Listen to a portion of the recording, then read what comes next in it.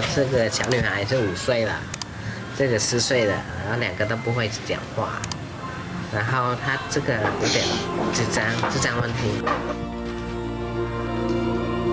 然后脚也有问题，脚不能翘，那他会走？还不会走，也不能站，不能走。胡琼香、胡琼英2姐妹，一出生就没说过话，没有任何家族病史，只因为他们住在聚集最多的广治省。这是心很疼。就是他也不知道为什么会发生这样的事情。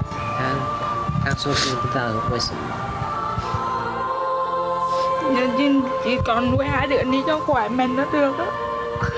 就是也不太敢生，然后现在要努力照顾好这2个。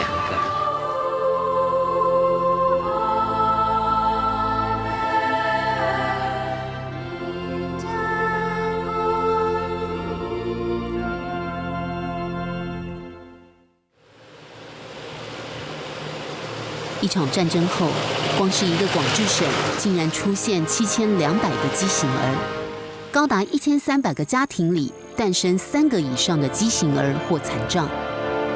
越南劳动省统计，全国畸形儿人数已经超过100万，但越南政府1个月只补助10块美金，约300块台币给畸形儿家庭。原本就贫穷的父母根本无力抚养，只好趁着半夜把孩子遗弃在附近的庙门口。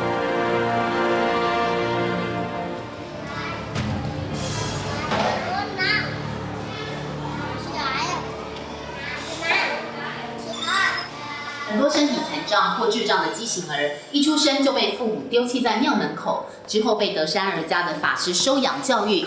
最大的孩子到现在已经36岁。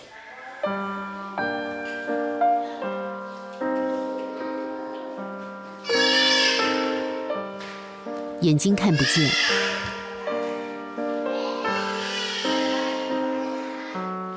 双脚变形扭曲，或是全身瘫痪。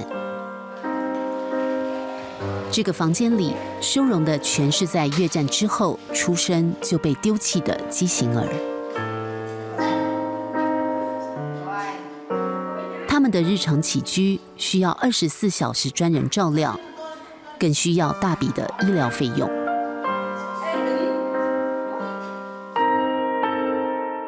重度畸形儿的人生几乎没有希望，在贫穷的偏乡生出这样一个孩子，全家就像是被下了诅咒。于是越战一结束，德山儿家的孤儿院同步成立。曾经1个月之内，有50个弃婴被丢在庙门口。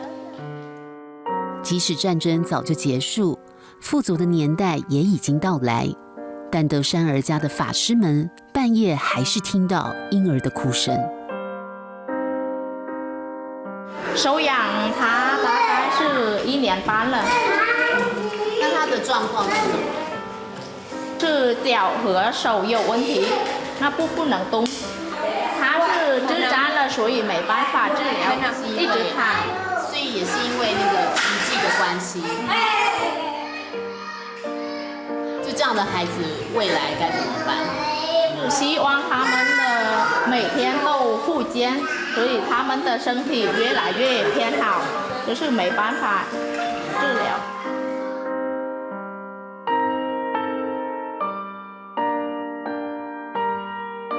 这些孩子是不幸也是幸运，因为还有一些在半夜被丢弃的婴儿，第2天才被人发现，但早已经被烈日烤干。法师们只好把小小的尸身一个一个埋葬起来。在广治省竟有这一大片无名婴儿冢。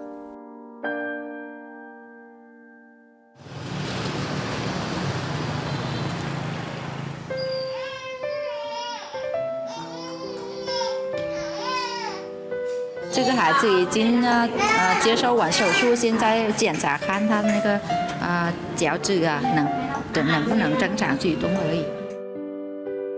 台湾至善基金会从1998年开始，针对越南中部畸形儿进行医疗矫治计划。5个月大的陈山左脚海豹肢，一出生就被父亲遗弃，现在在台湾人的爱心捐款下手术成功。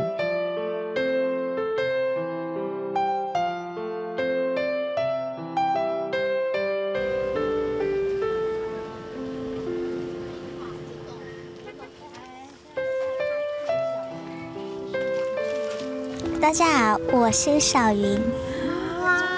有着甜甜笑容的小云，今年24岁，一出生就双脚麻痹，背后还长了颗巨大的瘤，被医师宣告活不过12岁。所以本来就是长在这里，对，就整个地方。所以这手术疤痕大概有20-30公分。是，然后帮带把安哥，就像那个吃饭的那个碗那么大，一个碗这么大。打那个姐，那个都在下面还有那个。在下面还有疤。就是同学都是每天都会嘲笑他，然后那个喷口水啊什么，就是让小云很痛苦的那种感觉上学。10年前，小云到台湾接受手术治疗，如今不但存活下来，更学会了一手刺绣功夫。所以这是小云绣的。就是它刺绣那个花，下面那个是土地有草啊，上面有那个蝴蝶。哇，好漂亮哦！畸形残缺的人生，犹如手中绣出的花朵般绽放。现在的小云开心迎向外面的世界，但有些孩子即使费了劲活下来，却依旧找不到光亮的出口。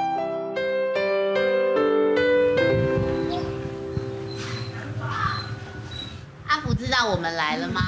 他说他也会感受到，然后如果今天我们来的主晚，他就很开心大笑这样子。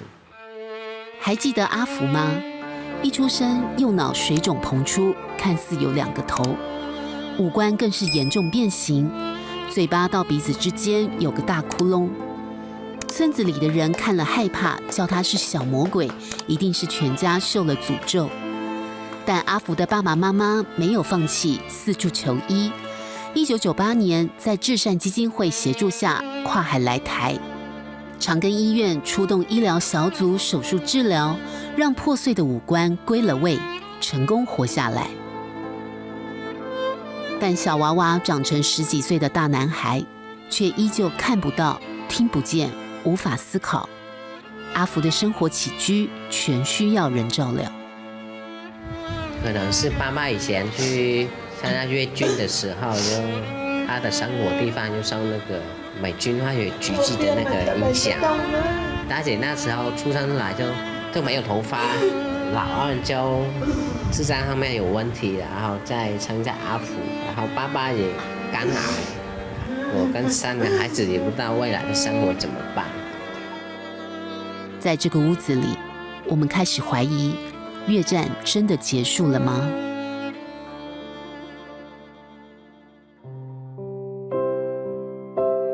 该有的双手缺了，该跑跳的双脚不能走，或是畸形，不会讲话，甚至只能瘫在地下。这些孩子永远不知道自己做错了什么，才会有这样的人生遭遇。更无法理解40年前的那场战争，为何最后是由他们来承担后果。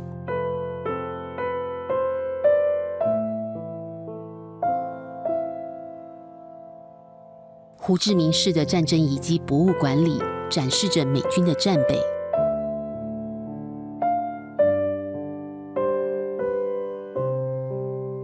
广治省也开放了这条曾经让600军民躲藏6年的秘密地道。上个世纪的战争记忆，总需要这些史迹来一一唤起。但留在越南中部土壤里，人们基因里的遗毒何时能消失不见？这一个个被战火纹身的印记，又要蔓延几代才能真正终止？如果有一天你在越南中部听到婴儿的哭声，他们哭的是战争的残酷，哭的是时代的悲剧。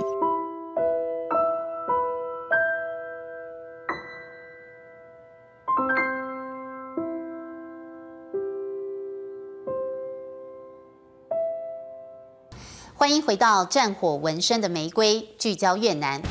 反殖民争独立的越南，1976年终于由共产党执政，但统一之后却又发动入侵辽国和柬埔寨的战争，也和中国和泰国发生边界冲突，纷争不断，经济停滞，直到1986年实施革新开放之后，才逐渐摆脱困境。越南的国民所得就从90年代的140美元突飞猛进，去年增加到1960美元，2015年的目标是2100美元。而近30年的经济高速发展，最具有代表意义的就是富豪崛起。他叫做潘日旺，卖速食面和马铃薯泥起家的越南地产大亨。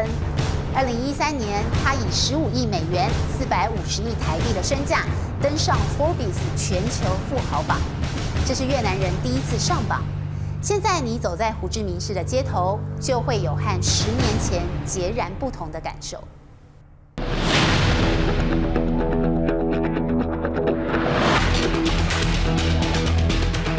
笔直大马路上，一台台名车呼啸而过。法式建筑，林荫大道，如果不是因为市政厅前的那座胡志明的雕像，还真让人有置身欧洲的时空错乱。在法国殖民期间的胡志明市曾被称为东方巴黎，如今摆脱了常年战事的破败燥热，这个封号比起过去更有一种贴切感。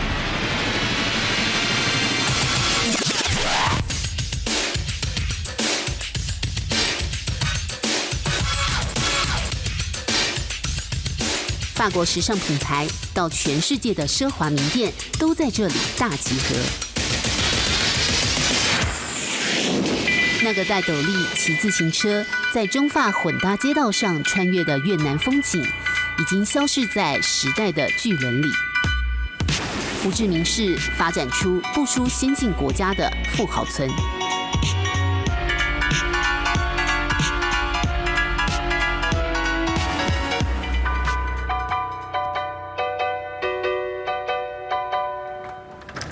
Hello， 你好，请进。Sam 黄28岁，父亲在越南经商，从小就在胡志明市长大。后来他自己创业，现在拥有好几间建设公司。这边的家具都是定制的，这边的家具跟大理石都是进口，大理石都是意大利的，然后木头都是很有名的人去制作的这样子。这个地段大概要破1亿台币。2年前娶了越南籍的老婆，同样家世显赫。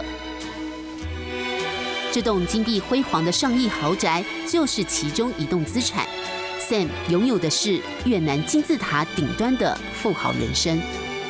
以越南人来讲，这几年他们比较敢花钱，他对于一些名牌或者是一些车子部分，或者是比较面子的问题，他会比较注重。但是越南的税又高。但是他们还是比较爱面子这样子，像比如说劳斯莱斯、宾利在越南是非常多，这些车子都大概都要3000多万，因为这边的税比较重。3000多万台币。对对对。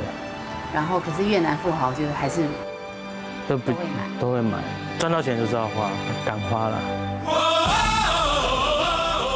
1986年，奉行共产主义的越南政府终于不堪经济长久困顿，进行革新开放。不少越南人就靠着基础建设、房地产和股票发迹。根据越南证券交易中心资料，在越南拥有3000万台币的富豪有170人，但这个数字显然是冰山一角。